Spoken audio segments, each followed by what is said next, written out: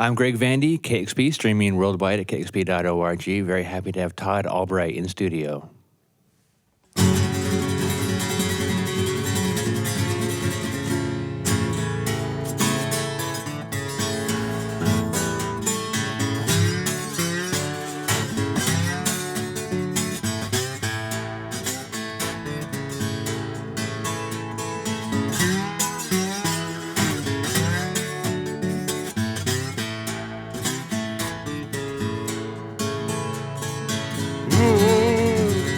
Ain't it hard, oh baby, ain't it hard?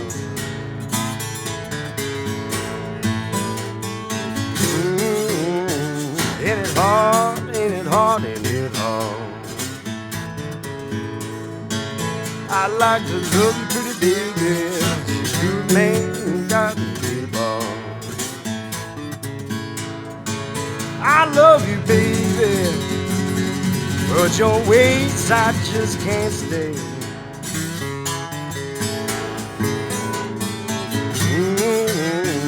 Your ways I can't stand. You taking all of my love and give it to another man. I'm going back to Savannah Mama, write my initials down.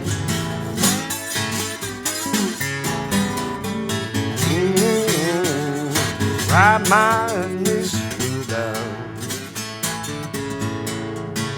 'Cause it men all hate me, women don't want me around.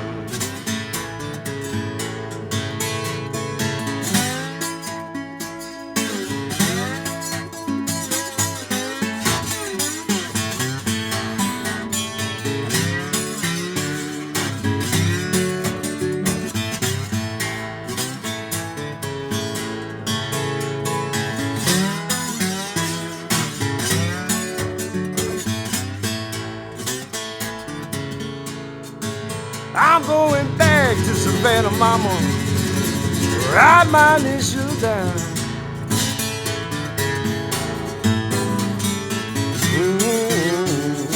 Write my initials down. Because the men all hate me, they sure don't want me around.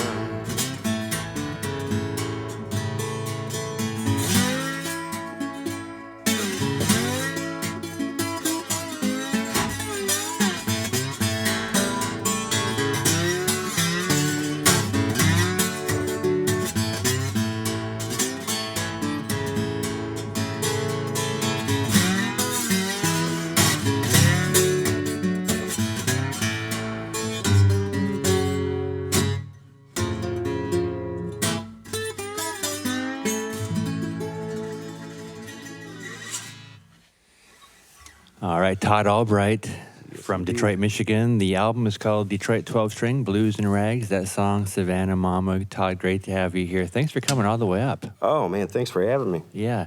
That's the Blind Willie McTell tune, who I love, and I love that song. I'm playing that song actually quite a bit. Oh, well, you know, it's one of my favorites, that's for sure. Yeah. Blind Willie McTell, you know, he's just one of the greatest that, you know, even Dylan wrote a song and recorded a song called Blind Willie McTell, yet not everyone knows how great that guy is. Can you sort of tell us a little bit about Well, I him? mean, very simply, he was the best. Yeah, there you go. And, you know, we're going to get hate mail for that one, but I don't care. He was so smart is the deal. He was one of the few that were really educated. He went to blind school in Macon, Georgia, and he also went to blind school in Michigan somewhere during the teens and 20s, early 20s, before his career started in 26. Well, that's when he was recorded first, but, you know, thank God for syphilis, or we wouldn't have any of these guys. Thank God for congenital syphilis. Yeah, what do you mean by that? Well, all these cats were born between 1880 and about 1920, and we've got Blind Lemon Jefferson, we've got Blind Willie Walker, Reverend Gary Davis, who was also blind, Blind Willie McTell. All these guys were born during a period when syphilis was really happening. Folks were really into syphilis then. And they were, I mean, there's nothing romantic about it. I mean, they all caught it from their mamas, congenital syphilis. But I mean, can you imagine if it were like 2020 McTell or nearsighted Lemon Jefferson? Yeah. It just doesn't work. You know? Right. We never speak of the well-sighted guys. And it wasn't until the late 40s when penicillin was developed. Yeah, but I think it was 49 by the time they got that under control. Yeah. You specialize in a very sort of specific style and time of music, pretty much pre-war blues, country blues, folk blues, whatever you want to call it. And really, when and why did you get so involved in that kind of music? You know, I was like 12, maybe, I think it was, and they came out with this Columbia, the Roots and Blues series, came out with a Robert Johnson box set. Right. You know, CDs were the thing at that particular moment. And it was incredible. I bought it solely on the strength of the cover because it had this dude in a suit sitting with a guitar. And I thought, whoa, what is that? And it took me, I don't know how I scrounged the money for it because it was like a whopping like $26. Yeah, it was like a box set. Yeah, it was huge money back then, $26. Yeah. And it took a long time to wrap my head around it. I'd be listening to it, and there was all these songs like, you know, Up Jump the Devil, Preachin' Blues, and all these... to a 13-year-old, very, you know, interesting titles, to say the least. And slowly but surely, you know, once I started playing guitar about a year or so later, I would listen to anything that was finger-picked. I didn't care if it was a John Denver song to Jim Croce, anything that was finger-picked. There was something about that sound that really, you know, stuck with me. And, you know, one thing, it snowballs, you know. You read on the back of a jacket, well, this was written by so-and-so, so then you find theirs, and then it just keeps going and going. And then you meet guys who are contemporary guys who are playing this music. And, you know, I had a couple of really big influences, would be like Dave Van Rock, for one. And the guy that taught me everything about the 12-string guitar would be Paul Jeremiah. He was the absolute king of the 12-string guitar. Yeah. Now, you recorded this fantastic record with Third Man. Yeah. You recorded it actually, you know, beforehand, and then they picked it up and put it out, correct? You recorded it in Illinois, I think? No. The first record I did on a smaller label called Jets Plastic Recordings out of Detroit. Okay. I recorded that one in Minneapolis with a guy named Dakota Dave Hull, who's an incredible ragtime guitar player. And they put that out, and then later on we did... Third Man asked me to do this one. I see, yeah. So how'd you hook up with Third Man? You know, I was at home minding my own business, and I got an email, and it said that Third Man was starting a book publishing wing of their enterprise, and they were going to have a reading. They newly opened a store in Detroit, this great, big, huge, beautiful place, and they were going to do a reading of their latest poets.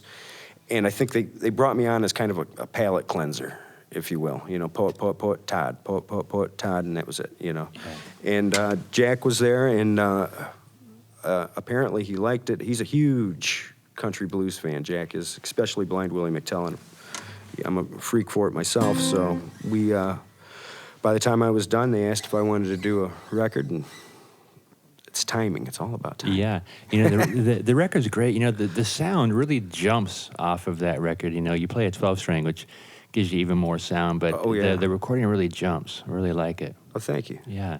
Do you want to play another song? Yeah, I do. All right, this is Todd Albright in the Roadhouse. All right.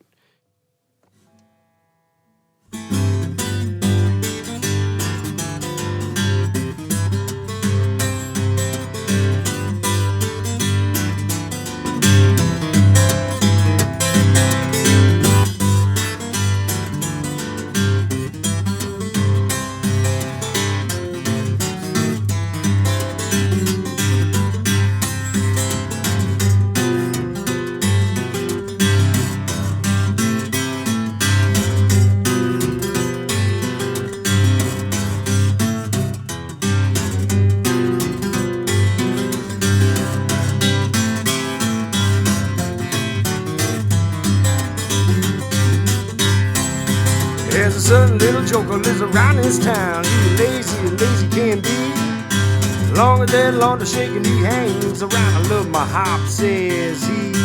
Early one morning, this smoker went away. From the world it was said, and I go back to bed and I keep up my head. Don't care if I never wake up. Oh, I don't care if I never wake up until the birds get through with me. Coming back here with my big Ford, gonna make them all climb a tree. There's nothing like living like a money king, drinking from a silver cup. You pour my glass, you're out of my class. Don't care if I never wake up. Oh, if my money bowl was stacked high, bleed to the soul, it would touch the sky. Polish my teeth with the diamond dust, and I don't care if the bank's buzz, 'cause my money don't never run out. Rich fool, you can hear me shout. Have a good evening, quail on toast, I shout. Said I'm living good all the time. Don't drink, sir, no cheap wine, and I always flirt, and my money never runs out.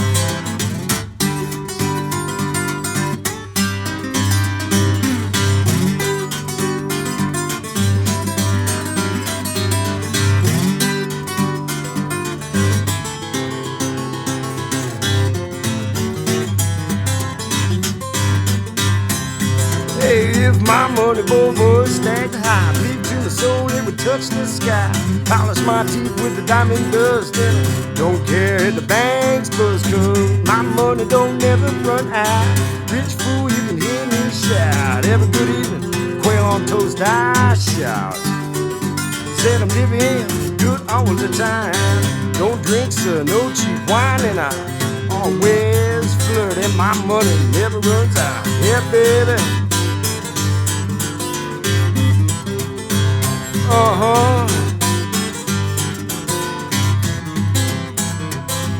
Yeah.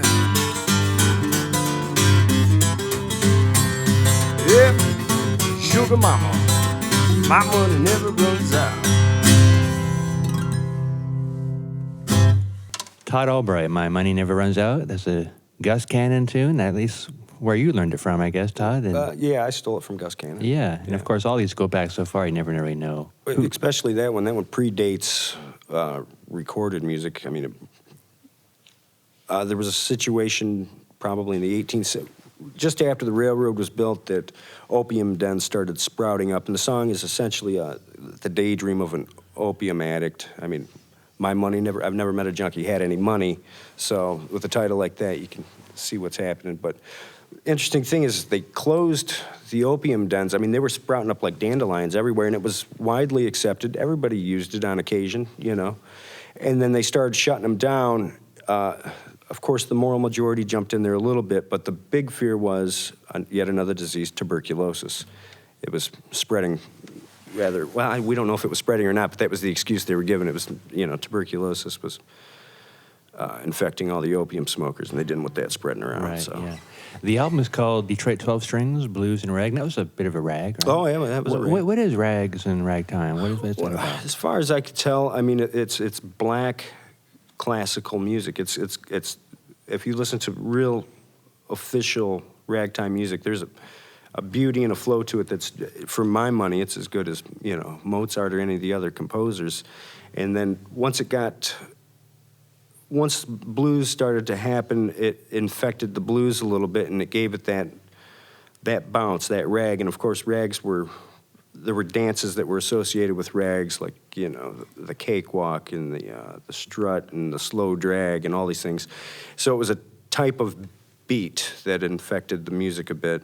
And there was so much blues in the 20s and 30s that were, I mean, because ragtime was, you know, the late 1800s, the Victorian era, and it kind of tapered off when jazz hit, you know. I mean, it is jazz, but I mean, it was as it changed. Yeah. Now, you play a 12-string guitar. Mm-hmm. Is that how you get so much sound? I mean, besides extra strings, what is it about the 12-string guitar that is so sort of cool and then hard to play, I would imagine? Well, it roars. I mean, when you think about all these guys, like, for whatever reason, Atlanta, Georgia had a tremendous number of 12-string guitar players. We had Blind Willie McTell, Barbecue Bob, George Carter. All these guys played 12-string, and nobody knows why Atlanta, Georgia, during the 20s and teens had so many. I mean, they were not prevalent instruments. You know, they never were that popular. But for whatever reason, right there was just a ton of them. And the best anybody can figure out is that maybe a truck had overturned on Peachtree Street, and these guys ran out and snatched him up because there's no real reason. But I mean, they were street guys, and this was before Resophonic guitars like Nationals and Dobros, so it was the loudest thing going. And if you're playing on a street corner, you want to be as loud as possible, right? You know. Yeah. So, yeah. not that I play on the street, but I still like to be kind of loud. So you came up last night from, well, you actually came all the way from LA to come to see the Yeah, show, I drove up from- which is great. I'm so happy to have you here, and I love the record. But you stopped in Salem Oh, last yeah. night, and you told me over the phone that John Fahey is buried there, and you went to the grave. Yeah, when we were talking, I was standing in front of his grave. Yeah. I do a lot of, so I've been on the road since May on this rambling tour where the record label Third Man and I just point the car in a particular direction, and they bust their brains out trying to book a gig for me, you know. And that's the way it's been going. I've been on since, I guess I started with an in-store in Nashville at Third Man Records, and then we just kind of, I packed for 2 days, and then Ben Swank at Third Man said, "Hey, what do you think about just maybe staying on the road?" And here we are, you know, months later, and we're still doing it. But the whole deal is I stop at provided there's a dead blues singer in the cemetery, I stop. Car just stops right there. Nice. So I visited a whole bunch of them. Like who else? What's that? Like who else? Oh, God, let's see. We did Lemon Jefferson a couple times. We did Mance Liscombe a couple weeks ago in Texas. We visited Blind Willie Johnson, Blind Willie McTell, Sylvester Weaver, Sarah Martin, Leadbelly, for God's sakes. Got to see Leadbelly. Hung out with him. And he's buried in the pines, actually. Really? Just like the song. Yeah. Speaking of Leadbelly, Yeah. do you want to do a Leadbelly song? Let's do a Leadbelly song. All right. song. This is Todd Albright. He's in the Roadhouse on KEXP.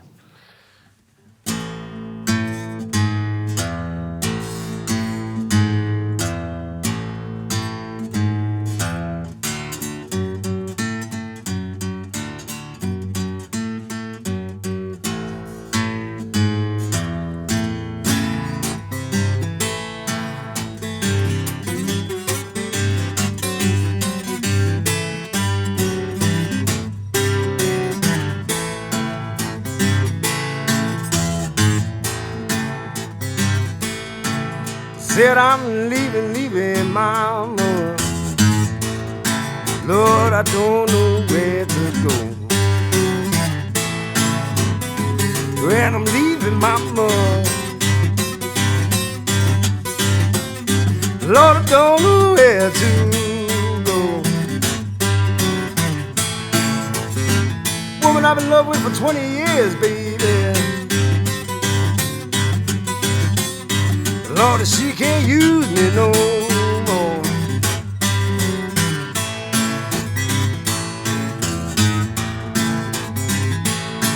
I got holes in my pockets, baby. I got patches all on my pants. Got holes in my pockets, mama.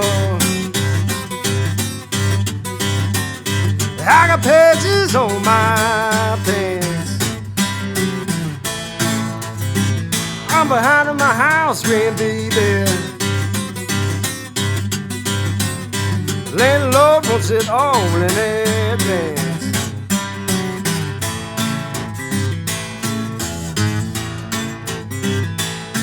I got grasshoppers in my pillow, baby. I got crickets all in my meal.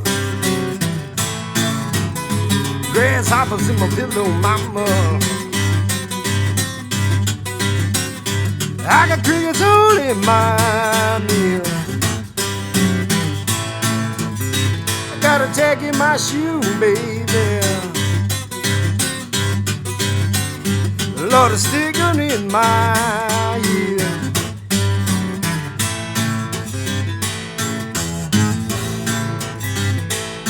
I'd rather see my coffin coming, baby. Lordy, Lord, in my back door. Rather see my coffin coming, mama. Lordy, Lord, in my back door. Have a good-looking woman jump into my face. Lord, she don't want me no more.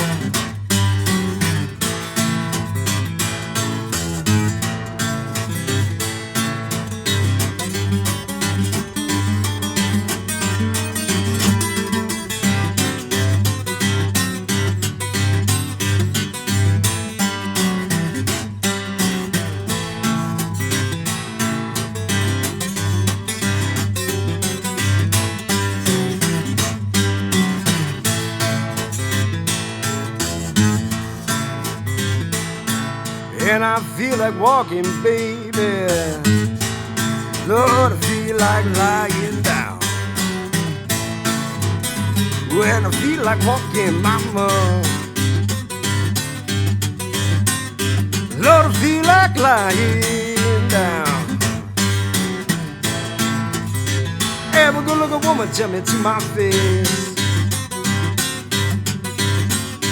Lord, is she gonna throw me down?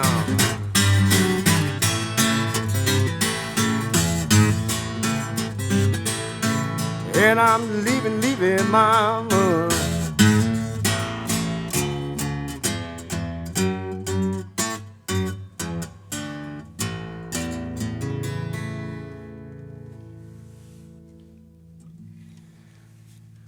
All right, Todd Albright. What was that one? That was the Leavin' Blues, also known as Grasshoppers in My Pillow. Right on. Is Lead Belly one of your favorite guys? Oh, he's one of the best. He's one of the greatest. Yeah, he knew so many songs. He knew all the songs. He knew all the songs. You name a tune, he knew it. Yeah. He Who knew. are your favorite contemporary players, the modern players? Oh, my God. Well, I mean, all my friends. Yeah. Well, we talked about Charlie Parr last night. Yeah, Charlie, he's one of my all-time favorites. I love that guy to death. There's other guys like Roy Bookbinder who have influenced me quite a bit. Paul Jeremiah, John Hammond is another guy, giant, just a monster. There's just so many of them. They're getting older, some of them. Yeah, yeah. But, yeah. Do you want to play one more song? Sure, we can do that. Yeah. What's the name of this one going to be? We're going to go back to Georgia, and we're going to do this, it's called the Rising River Blues by a guy named George Carter.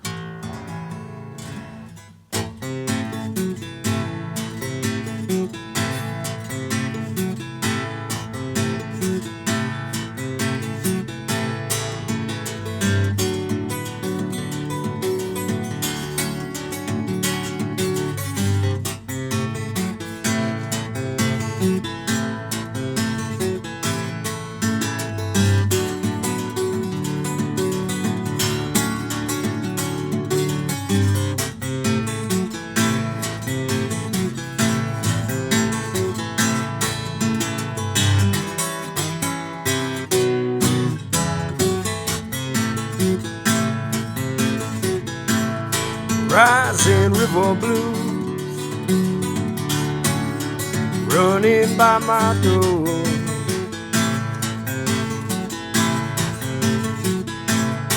Rising river blues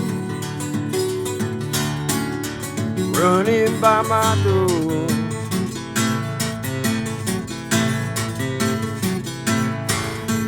They're running sweet mama like they haven't run before. Come here, sweet mama,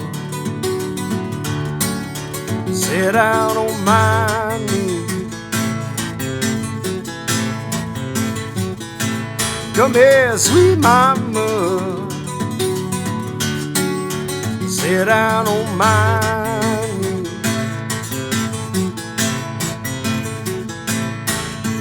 Them rising river blues sure worry me. Got to move into LA. I ain't a light on any street. Got to move into LA. I ain't a light on any street.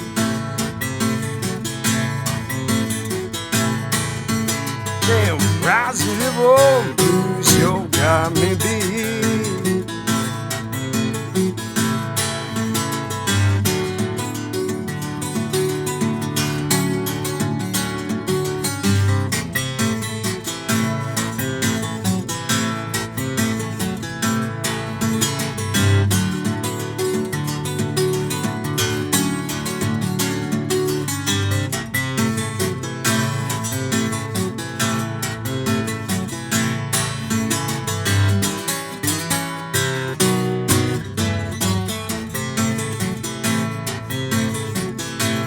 Come here, sweet mama,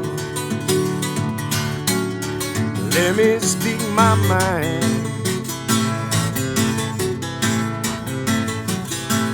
Come here, sweet mama, let me speak my mind.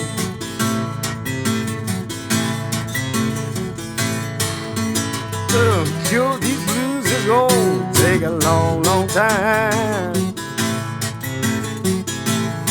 Rising river blues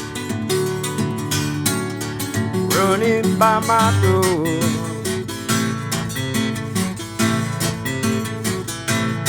Rising river blues running by my door.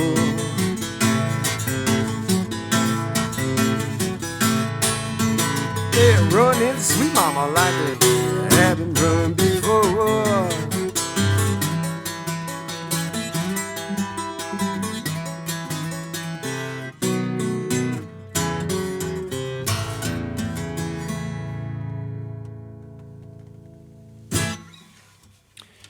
Rising River Blues, Todd Albright. The album's called Detroit 12-String, Blues and Rags on Third Man Records. He's a rambler coming to a town near you. So stay tuned to pay attention. Thanks so much for coming up here. Oh, Todd. man, thanks for having me. Yeah. This is KEXP Seattle. That was pretty good. Yeah, not bad. Not bad, not bad. Did the photographer?